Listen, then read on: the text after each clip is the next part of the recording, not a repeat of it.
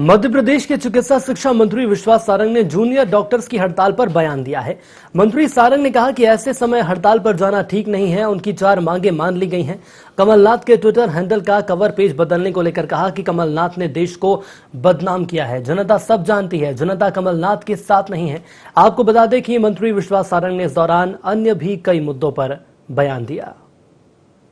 जिस समय पीड़ित मानवता को पूरे समाज की जरूरत हो, उस समय यदि कोई वर्ग हड़ताल पर जाने की बात कर रहा है तो ये सर्वथा अनुचित है। जहां तक यूडा की मांगों के बारे में, उनका ज्ञापन की 4 मांगे सीधे सीधे स्वीकार की गई। उनका स्टाइपेंड भी बढ़ाया जाने की प्रक्रिया शुरू हो गई है। उनका स्टाइपेंड भी बढ़ाया जा रहा है। उन्होंने शायद देश के इतिहास में पहली बार हम ये निर्णय लेने वाले हैं कि अब उन्हें अपने स्टाइपेंड बढ़ाने के लिए अगले सालों में मांग रखने की जरूरत नहीं होगी। हम उसका ऐसा मैकेनिज्म बना रहे हैं कि अपने आप वो स्वतः ही हर साल बढ़ेगा। पर उसके बाद भी यदि हठधर्मिता की जा रही है तो ये गलत है। जो व्यक्ति देश को बदनाम करता हो अंतर्राष्ट्रीय स्तर पर, जो व्यक्ति केवल और केवल झूठ और फरेब की राजनीति करते हो, हनी ट्रैप को लेकर 3 दिन तक छाती ठोक ठोक कर कह रहे थे कि पेन ड्राइव मेरे पास है। जब एसआईटी का नोटिस गया तो अपनी बात से पलट गए। कहते हैं नकली रेमडेसिविर लगाने से जिन महानुभाव की दुर्भाग्यपूर्ण मृत्यु हुई है, उन्होंने स्वयं मुझे बताया कि उनकी मृत्यु नकली रेमडेसिविर लगाने से हुई। जो व्यक्ति अंतर्राष्ट्रीय स्तर पर हिंदुस्तान को बदनाम करने की कोशिश करते हैं, और मेरा स्पष्ट आरोप है कि जो चीन और पाकिस्तान के एजेंडे को अपने देश में लागू करने की कोशिश कर रहे हैं, ऐसे कमलनाथ जी या कांग्रेस को जनता साथ खड़े होने की बात तो दूर, देखना भी पसंद नहीं कर रही। हमने भोपाल में एक नया प्रयोग किया है।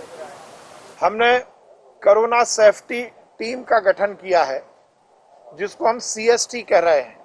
इस टीम को छोटा एरिया अलॉट किया जाएगा और उस क्षेत्र में आने वाली समस्त व्यावसायिक गतिविधियों की मॉनिटरिंग ये टीम करेगी।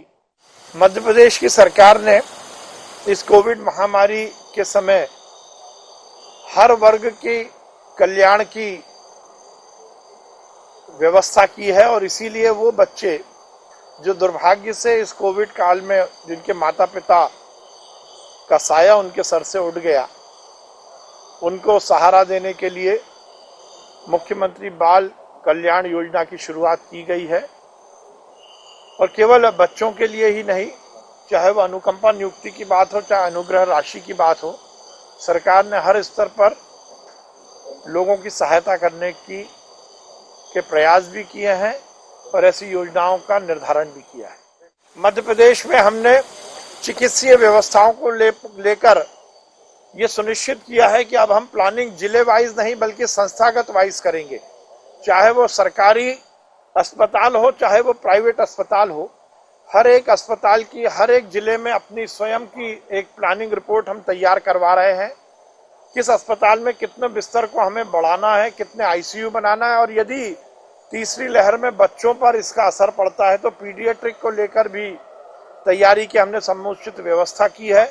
मैन पावर से लेकर ऑक्सीजन जनरेशन और ऑक्सीजन की आपूर्ति, इन सब विषय पर हम काम कर रहे हैं और ये सुनिश्चित कर रहे हैं कि तीसरी लहर यदि आती है तो हम उसके लिए पूरी तरह तैयार रहें।